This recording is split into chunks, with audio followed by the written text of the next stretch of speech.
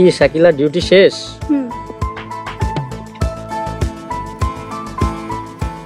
এই নেন ভাই আপনার কমিশন। Thank you Shakila.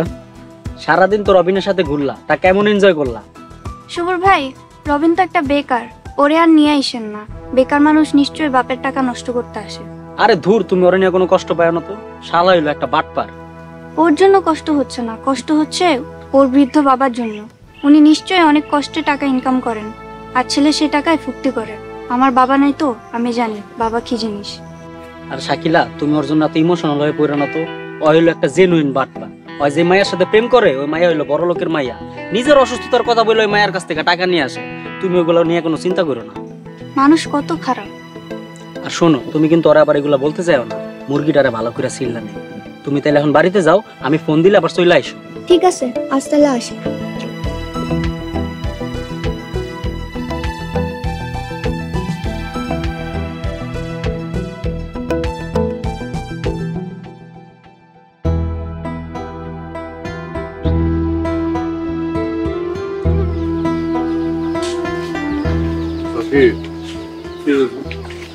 রান্নার টাকা কয়টা রবিন দিয়েছে?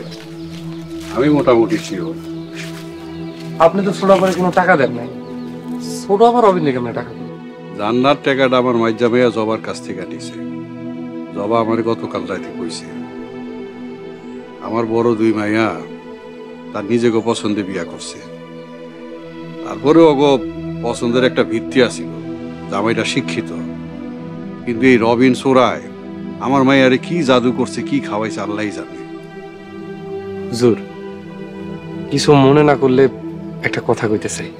কি কবি ক? মেয়েরা তার পছন্দে বিয়া করুক, এটা বাবার সাধারণত চায় না। বাবাগো উদ্দেশ্য নিঃসন্দেহে ভালো, কিন্তু তাই বইলা মাইয়া যে পোলারে পছন্দ করব সে চোর বাটপারি তোর খারাপ, এটা কিন্তু ঠিক না। আপনারে আমি দোষ দিতাছি না, কিন্তু কারণ আমি বানায় বানায় কিছু কন কিন্তু মিথ্যার পর্যায়ে পড়ে, আর মিথ্যা বলা মহাপাপ। তার মানে তুই আমারে বিশ্বাস করতেছস না? বিশ্বাস অবিশ্বাসের কথা না হুজুর, সব বাবার কমন পারসেপশন কি জানেন?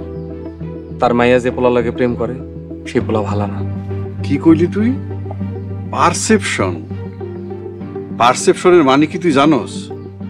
ওই 2-4টা ইংরেজি ডিকশনারি দেখে শিখছি। পারসেপশন মানে পারসেপশন মানে উপলব্ধি। ঠিক কইছি না হুজুর?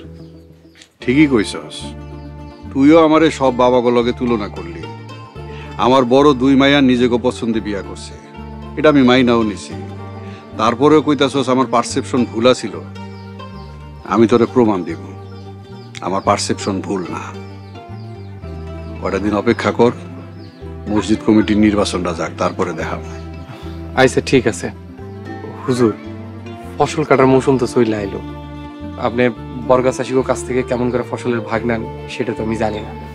এবার তো দায়িত্ব আমার, তাই কইতেছিলাম কি, শোন, বর্গা চাষিরা যে চাষ করে তারা ঘাটলি তো বেশি।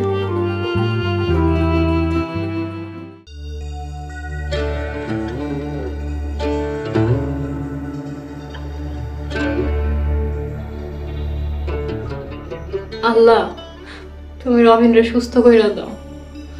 ওর মধ্যে যেন কোনো কঠিন অসুখ না থাকে, তুমি সেই ব্যবস্থা কইরা দাও।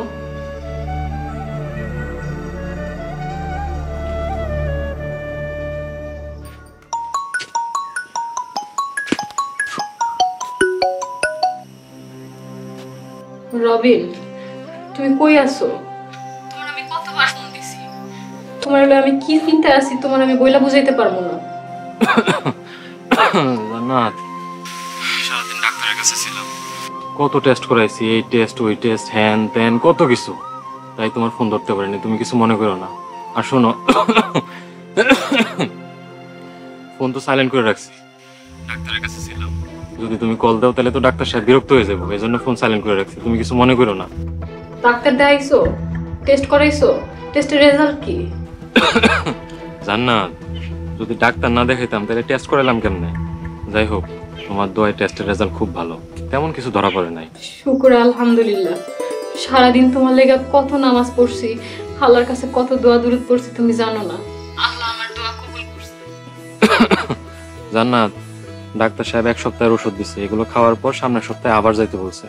অবশ্যই যাইবা, ডাক্তারের পরামর্শ ঠিকঠাক মতো শুনতে হইব। তোমার কাশিটাও তো কইমা গেছে। না কই কমে নাই তো, মানে একটু একটু কমছে। তুমি এখন কই আছো? এই তো রওনা করছি, 1 ঘন্টা হয়ে গেল, আর 1-1.5 ঘন্টা লাগবে মনে হয় আইতে। কাল দেখা হইব ইনশাল্লাহ। কালকে তো শুক্রবার, কালকে দেখা করতে পারবা? কালকা দেখা করার একটা সুবর্ণ সুযোগ আছে, তোমার খুব দেখতে ইচ্ছা করতেছে, এই সুযোগটা আমি কাজে লাগাইতে চাই। আচ্ছা ঠিক আছে, কালকে দেখা করবো। খুশি? হ, খুব খুশি। জান্নাত, ডাক্তার সাহেব অ্যান্টিবায়োটিক দিছে, একসাথে অনেকগুলো অ্যান্টিবায়োটিক খাইছি, মাথাটা এখন ভন ভন করে ঘুরতেছে। এখন আমি রাখি। আচ্ছা আচ্ছা, তুমি সাবধানে আসো, আমি রাখি তাইলে। আল্লাহ হাফেজ।